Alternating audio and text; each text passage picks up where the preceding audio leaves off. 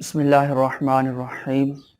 सामीन कराम, आज हम कुर्बानी का तरीका, कुर्बानी के जानवर को ज़बीहा कैसे करना है और कुर्बानी का जानवर का ज़बीहा शरइया शरई तौर पर जानवर को किस तरीके से हमने ज़िबा करना है। इससे पहले अगर आपने मेरे चैनल को सब्सक्राइब नहीं किया और मेरे चैनल पे आने वाले आप नए हैं अलसिराज टीवी, तो पहले इसे सब्सक्राइब कर लें ताकि लेटेस्ट जो आने वाले वीडियोस हैं वो आपको बर वक्त पहुँचते रहें। जिस तरीके से हमने कुर्बानी की फजीलत, ऐबदार जानवरों की कुर्बानी नहीं होती, इसी तरीके से कुर्बानी का निसाब कुर्बानी किन लोगों के ऊपर वाजिब है, हमने वीडियोस बनाकर आपकी खिदमत में पेश की। इसी तरीके से ये वीडियो भी आपके लिए बहुत ही मुफीद है कि कुर्बानी के जानवर को किस तरीके से ज़िबा करना है। हम में से हर एक ने कुर्बानी के जानवर को ख़रीदना है और उसको ज़िबा करना है या करवाना है। अगर आपने खुद ज़िबा करना है तो इन बातों पर अमल करें।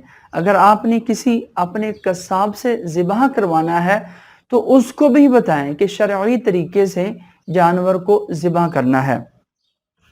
याद रखें कि जो रगें जानवर को ज़िबा करते वक़्त, हलाल करते वक़्त काटी जाती हैं, वो शरई तौर पर कितनी है और कितनी रगें जो है वो काटना चाहिए।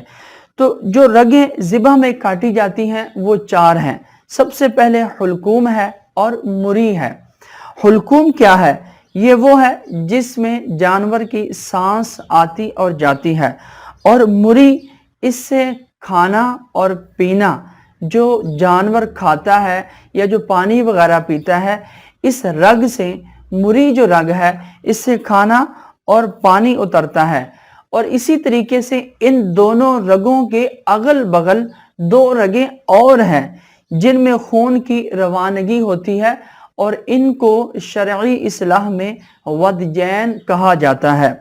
वदजैन ज़िबा की चारों रगों में से 3 का कट जाना ये ज़रूरी है, काफ़ी है। यानी इस सूरत में भी जानवर हलाल हो जाएगा जब इन 4 रगों में से 3 कट जाएंगी।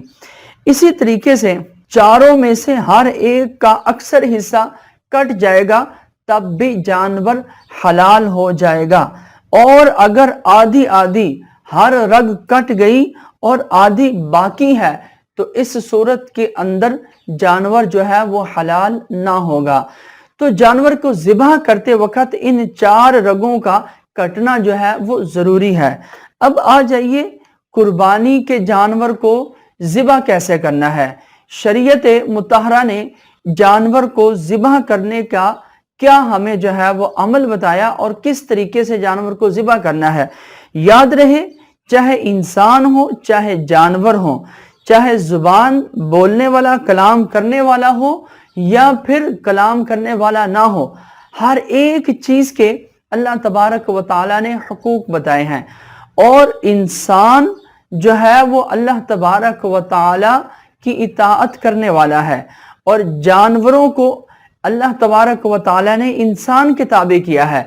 तो याद रहे, जानवरों को भी हुकूक हैं, और उन्हीं हुकूक में से जब आप जानवर को ज़िबा कर रहे हों तो यहाँ तक कि अल्लाह के नबी अलैहिस्सलातु वस्सलाम के फरामीन का मफहूम है कि जानवर के सामने उसकी जो छुरी है उसको भी तेज ना करो, उस आले को भी तेज ना करो जिससे आपने जानवर को ज़िबा करना है, कि कहीं ऐसा ना हो उसके सामने से आप आले को तेज कर रहे हैं, छुरी को तेज कर रहे हैं, और वो देख के ये समझ ना जाए कि ये मुझे जो है वो ज़िबा कर रहा है।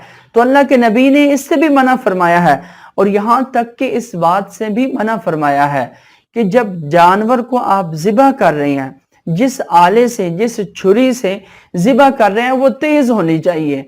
अगर वो तेज नहीं है तो जानवर की जो रगें हैं वो ताखीर से कटेंगी। जब जानवर की रगें ताखीर से कटेंगी तो उसको इज़ा ज़्यादा होगी, उसको तकलीफ ज़्यादा होगी। लिहाजा अल्लाह के नबी ने फरमाया कि जानवर को ज़बीहा को तकलीफ कम पहुंचाने के लिए, अजियत ना देने के लिए अपनी छुरी को तेज रखो और जानवर के सामने उसको तेज ना करो, تاکہ جو ہے اس کی رگیں جو ہے وہ احسن طریقے سے اور جلدی جلدی کٹ جائیں اور جانور جو ہے وہ ٹھنڈا ہو جائے۔ تو یہ جانور کے ذبح کرنے کے وقت جو ہے یہ حقوق ہیں۔ اب آ جائیے قربانی کا شرعی طور پر اس کو ذبح کیسے کرنا ہے۔ چاہے آپ نے جانور کو قربانی کے وقت ذبح کرنا ہو یا اس کے علاوہ ذبح کرنا ہو، یاد رکھیں سنت یہ چلی آ رہی ہے کہ ذبح کرنے والا اور جانور دونوں قبلہ رو ہوں۔ ہمارے ہاں یعنی پاک و ہند میں، پاکستان میں قبلہ مغرب ویسٹ میں ہے، اس لیے سر ذبیحہ یعنی جانور کا سر جنوب ساؤتھ کی طرف ہونا چاہیے تاکہ جانور بائیں یعنی الٹے پہلو لیٹا ہو اور اس کی پیٹھ مشرق یعنی ایسٹ کی طرف ہو تاکہ اس کا منہ قبلہ کی طرف ہو جائے، اور ذبح کرنے والا اپنا دایاں یعنی کہ سیدھا پاؤں جانور کی گردن کے دائیں یعنی سیدھے حصے یعنی گردن کے قریب پہلو پر رکھے اور ذبح کرے، اور خود اپنا یا جانور کا منہ قبلہ کی طرف کرے۔ اگر قبلہ کی طرف نہیں کرے گا تو اس کا ایسا فعل کرنا جو ہے یہ مکروہ ہے۔ اور اسی طریقے سے قربانی کا جانور ذبح کرنے سے پہلے یہ دعا پڑھے، انی وجہت وجہی للذی فطر السماوات والارض حنیفا وما انا من المشرکین ان صلاتی ونسکی ومحیای ومماتی للہ رب العالمین لا شریک لہ وبذالک امرت وانا اول المسلمین۔ جب آپ جانور کو ذبح کر رہے ہوں تو ایک دعا والی جو کتاب ہے، جو بک ہے، اس میں یہ دعا موجود ہوتی ہے، جانور کو ذبح کرنے سے پہلے والی دعا۔ تو ہو سکے تو اس کتاب سے دیکھ کر اس دعا کو پڑھ لیا جائے اور پھر جو ہے وہ جانور کے ذبیحہ کے قریب جائیں، اور جب آپ یہ دعا پڑھ لیں گے اور جانور کی گردن کے قریب پہلو پر جو ہے وہ اپنا سیدھا پاؤں رکھ کر اللہم منکا اللہم لکا ومنکا بسم اللہ اللہ اکبر پڑھ کر تیز چھری سے جلد ذبح کر دیجئے۔ قربانی اگر آپ اپنے جانور کو خود ذبح کر رہے ہوں تو پھر یہ دعا پڑھیے، اللہم تقبل منی کما تقبلت من خلیلک ابراہیم علیہ السلام و حبیبک محمد صلی اللہ تعالی علیہ وآلہ وسلم۔ اگر آپ ذبیحہ قصاب سے کروا رہے ہیں تو پھر یوں آؤ، اللہم تقبل منی کی جگہ من پڑھ کر آگے نام لکھ لیجئے، یعنی کوئی بھی نام ہے، اللہم تقبل من الارشاد یعنی اے اللہ اسے ارشاد کی جانب سے قبول کریں، یا اللہم تقبل من زید یا من بکر۔